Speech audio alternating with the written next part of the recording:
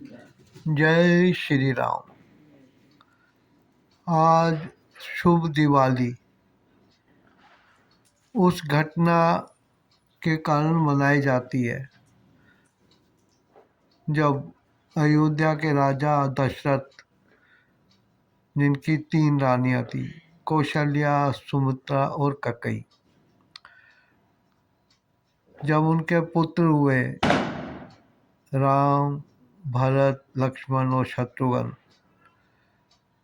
तो उनकी एक दासी मंथरा, जो कि कैकेयी की ज़्यादा तरफदारी करती थी क्योंकि वो कैकेयी के मैके से आई थी, उसने कहा कैकेयी को कि तुम्हारा बेटा भरत जो है कभी राजगद्दी नहीं पा सकेगा, उसको राम के आदेशों का पालन करना पड़ेगा, तो तुम किसी भी तरीके से दशरथ को मना के राजगद्दी भरत को दिलाओ।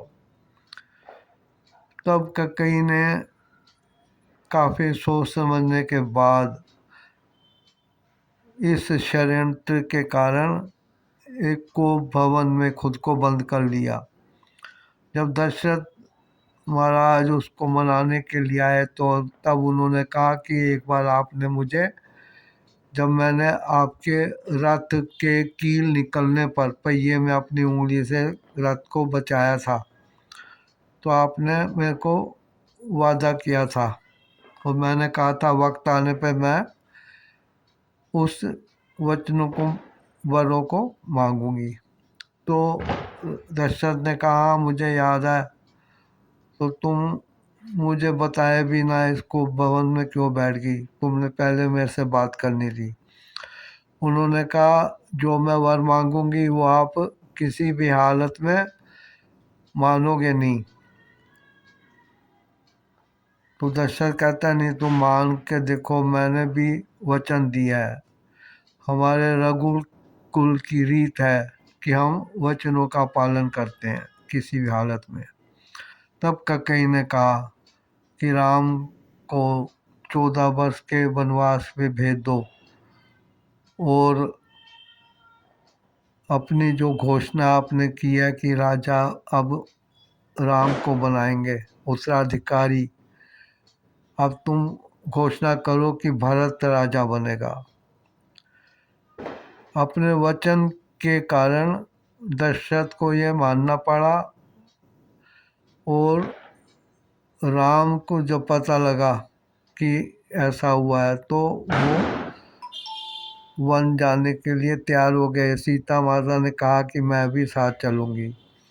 इस पर लक्ष्मण जो थे उन्होंने भी कहा कि मैं भैया की सेवा के लिए साथ रहूँगा।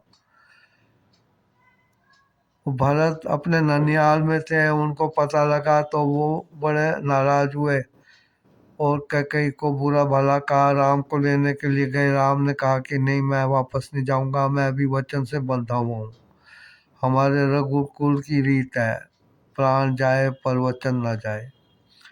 इस पर